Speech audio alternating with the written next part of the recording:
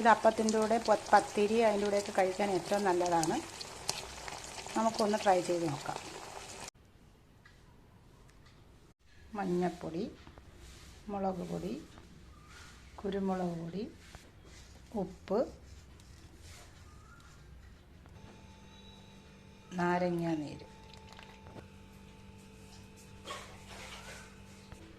നല്ലതുപോലെ മിക്സ് ചെയ്യാം. ഇതിലേക്ക് പനീർ വെക്കാം. നല്ലതുപോലെ പുരട്ടിയെടുക്കാം. ഇത് കുറച്ച് നേരം നമുക്കങ്ങോട്ട് മാറ്റി വെക്കാം. പാൻ വെച്ച് ചൂടായി വരുമ്പം കുറച്ച് വെളിച്ചെണ്ണ ഒഴിക്കാം. നെയ്യ് ഒഴിച്ചാലും മതി. ഇതിലേക്ക് ഓരോന്നും ചെറുതായി മുറിച്ചെടുക്കാം.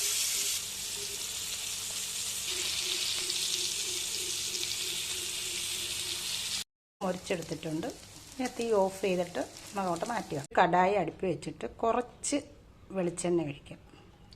ഇതിലേക്കൊരു ചെറിയ ഇല വെക്കുക. ഇലയിലും കുറച്ച് വെളിച്ചെണ്ണ ഒഴിക്കും. ഇതിലേക്ക് നമ്മുടെ പനീർ മുറിച്ചതെടുത്ത് വെക്കുക. ഇതിലേക്ക് നല്ല കട്ടി തേങ്ങാപ്പാൽ ഒഴിക്കുക. ഇഞ്ചി ഇടുക. കുറച്ച് മാങ്ങാക്കൊത്തിടുക. പച്ചമുളക്, കുറച്ച് തേങ്ങാക്കൊത്ത്, ഒരു പിഞ്ച് ഉപ്പ്, കുരുമുളക് പൊടി, കുറച്ച് ബട്ടർ,